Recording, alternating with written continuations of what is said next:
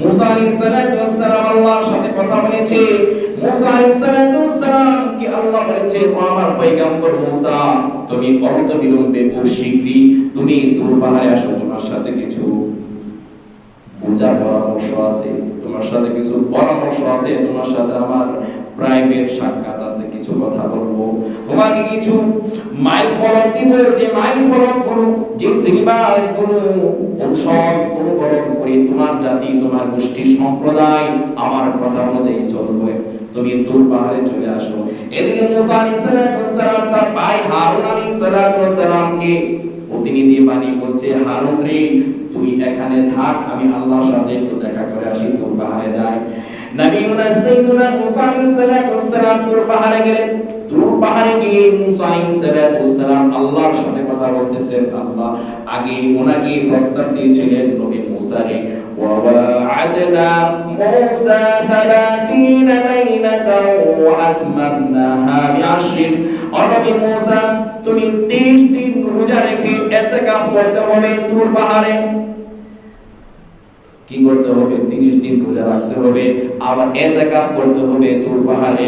এই 30 দিন আমার আরাধনা করতে হবে, আমার আরতি করতে হবে, আমার স্তুতি জ্ঞাপন করতে হবে, বিশেষ ইবাদতে মগ্ন থাকতে হবে, ধ্যান করতে হবে আমার জন্য। তুমি তুর পাহাড়ে চলে আসো। তুর পাহাড়ে যদি আসো, তোমার সাথে আমি কানে কানে কথা বলবো, মোনাজাত কথা বলবো। মোনাজাত মানে কি? হুজুর মোনাজাত করেন, মোনাজাত মানে কি? কানে কানে কথা বলা। মোনাজাত মানে হাত তোলা না, মোনাজাত মানে কি করা? কানে কানে কথা বলা, আস্তে আস্তে কথা বলা, আল্লাহর সাথে ব্যক্তিগত কথা বলা, চুপে সারে কথা বলার নাম হলো মোনাজাত। মুসা, তুমি তোমার বাড়িঘর ছেড়ে দিয়ে চলে আসো, আমার কাছে চলে আসো তুর পাহাড়ে। মুসা আলাইহিস সালাম 30টা রোজা রাখলেন। মুসা আলাইহিস সালাম 30 দিন ইতিকাফ করলেন। আল্লাহ তো 30 এর কথা বলছে। আল্লাহ নিচ্ছে ছিল, মুসা রে, তোমাকে আমি যখন অনুমতি দেব তখন তোমার ইতিকাফ এবং রোজা ভঙ্গ করে বাড়িতে যাবে। মুসা আলাইহিস সালাম 30 সংখ্যা অনুযায়ী মুসা আলাইহিস সালাম রোজা ভেঙে ফেলেছে, ইতিকাফ ভেঙে ফেলেছে।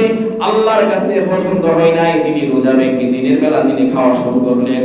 আল্লাহ তাআলা বলেন, ওরে মুসা, তোমাকে আমি 30 দিনের কথা বলেছিলাম, ঠিক আছে, তুমি যে আমার অনুমতি ছাড়া রোজা ভঙ্গ করে খাওয়া শুরু করলে, তোমাকে এই সাহসটা কে দিল? এই সাহসটা তোমাকে কে দিল? 30 এর কথা বলছিলাম, ঠিক আছে, তুমি তো আমার ভিভিআইপি পারসন, তুমি আমার কি person? Very very VIP person. তুমি আমার কাছের লোক, তুমি আমার নবী, তুমি আমার অন্যতম দোস্ত, তুমি কালিমুল্লাহ, তোমার সাথে আমি ইন্টারঅ্যাকশন করেছি, কথন করেছি, কথা বলেছি, কেন আমার অনুমতি ছাড়া তুমি রোজা ভাঙলে?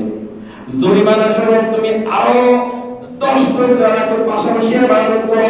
মুফাসসিরিনে কেরাম লিখে মুসা আলাইহিস সালামকে কি অর্ডার করেছিলেন, আল্লাহ পাকের কাছে রোজাদারের মুখের ঘ্রাণটা এতটাই সুগন্ধিময়, এতটাই সুস্বাদুকর, এতটাই মজাদার, মিষ্টি আম্বরের গ্রাম থেকেও আল্লাহর কাছে রোজাদারের মুখের গন্ধটা এত প্রিয়।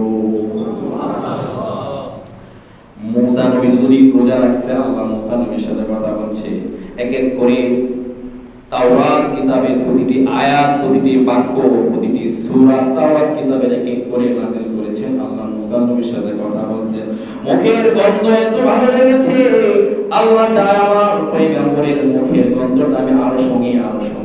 এভাবে আরো 10 দিন বাড়িয়ে দিলেন, মোট হলো কতদিন? 40 দিন। এভাবে 40, এখান থেকে আমরা যে বলি 40 দিন চিল্লা লাগাইতে হবে। কতদিন? 40 দিন চিল্লা লাগাইতে হবে। এই চিল্লার সূচনা এখান থেকে 40টা সংখ্যা, 40 দিন চিল্লা লাগাইতে হবে। জানেন তো আপনি কেন? এক চিল্লা হয় কত দিন? 40 দিন